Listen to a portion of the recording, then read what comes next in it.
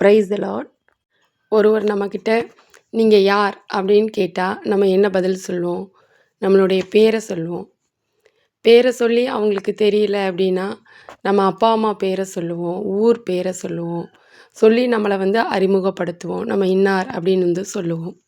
புத்தகத்தில் 3ஆம் அதிகாரம் 9ஆம் வசனத்தில் நம்ம வாசிக்கும்போது போவாஸ் கேட்குறார், நீ யார் அப்படின்னு கேட்குறதுக்கு அவள் சொல்கிறா, நான் உம்முடைய அடியாளாகிய ரூத். அவளுடைய பேரை சொல்லி அவளை அறிமுகம் செய்கிறார். யோவான் புத்தகம் 1ஆம் அதிகாரத்தில் நம்ம வாசிக்கும்போது யோவான்கிட்ட ஜனங்கள் கேட்காங்க, நீர் யார் அப்படின்னு சொல்லி கேட்குறாங்க. அவர் நான் கிறிஸ்து அல்ல அப்படின்னு சொல்கிறார். அப்போ எலியாவா இல்லை தீர்க்கதரிசியா யாருன்னு நீங்கள் சொல்லுங்க அப்படின்னு கேட்குறாங்க. எங்களை அனுப்புனவங்களுக்கு நாங்கள் பதில் சொல்லணும், உம்மை குறித்து நீங்கள் யாருன்னு எங்களுக்கு வெளிப்படுத்துங்க, எங்களுக்கு சொல்லுங்க அப்படின்னு சொல்லி கேட்குறாங்க.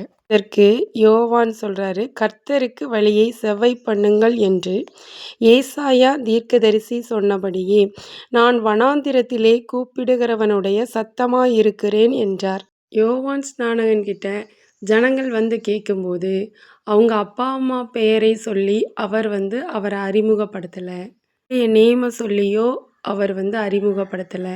அவர் வேத வசனத்திலிருந்து அவரை குறித்து என்ன சொல்லப்பட்டிருக்கிறது, வேத வசனத்தோட அவர் யார் அப்படிங்கிற வெளிப்பாடை அவர் அந்த இடத்துல தெரிவிச்சிருக்கிறார். ஏசாயா புத்தகம் 40ஆம் அதிகாரம் 3ஆம் வசனத்தை நம்ம வாசிக்கும்போது 3லிருந்து நம்ம 5ஆம் வசனம் வரை நம்ம வாசிக்கும்போது அதில் எழுதப்பட்டு இருக்கிறது, கர்த்தருக்கு வழியை ஆயத்தப்படுத்துங்கள், அவாந்தர வெளியிலே நம்முடைய தேவனுக்கு பாதையை செவ்வை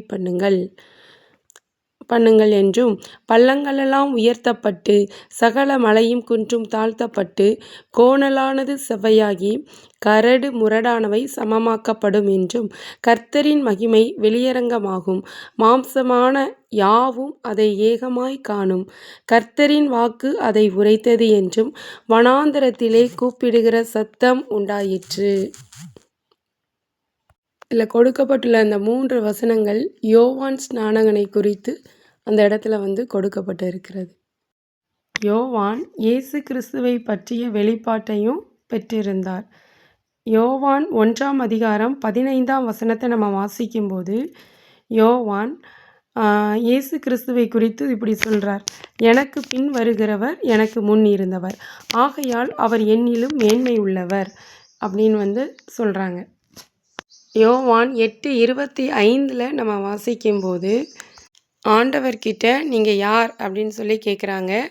அதுக்கு ஆண்டவர் சொல்கிறாங்க, நான் ஆதி முதலாய் உங்களுக்கு சொல்லி இருக்கிறவர் தான் அப்படின்னு சொல்கிறாங்க. நாம் யார் அப்படிங்கிற கேள்விக்கு நம்மளுக்கு ஆன்சர் கிடைக்கணும் அப்படின்னா முதலாவது நமக்கு ஆண்டவர் வச்ச பேரில் தான் நாம் யார் அப்படிங்கிறத நம்ம தெரிந்து கொள்ள முடியும். எல்லாருக்குமே பெற்றோர் பேர் வச்சுருப்பாங்க. அவங்க மாம்சத்தின்படி அவங்க ஏதாவது ஒரு நேமை சூஸ் பண்ணி வச்சுருப்பாங்க. அந்த நேமில் நம்ம நாம் யார் அப்படிங்கிறத அறிந்து கொள்ள முடியாது. ஆண்டவர் நமக்கு கொடுத்த அந்த பேர் மூலமாக தான் நம்ம அறிந்து கொள்ள முடியும். நாம் யார் அப்படிங்கிறத வேத வசனத்திலிருந்து, அந்த வேத வசனம் நம்மோடு தொடர்புடையதாக இருக்கும். பிள்ளைகள் ஒவ்வொருவரும் நீங்கள் யார் என்பதை வேதத்தின் மூலமாக அறிந்து கொள்ளுங்கள். நீங்கள் யார் என்பதை ஆண்டவரிடம் கேளுங்க, ஆண்டவர் உங்களுக்கு வெளிப்படுத்தி கொடுப்பாங்க. God bless you.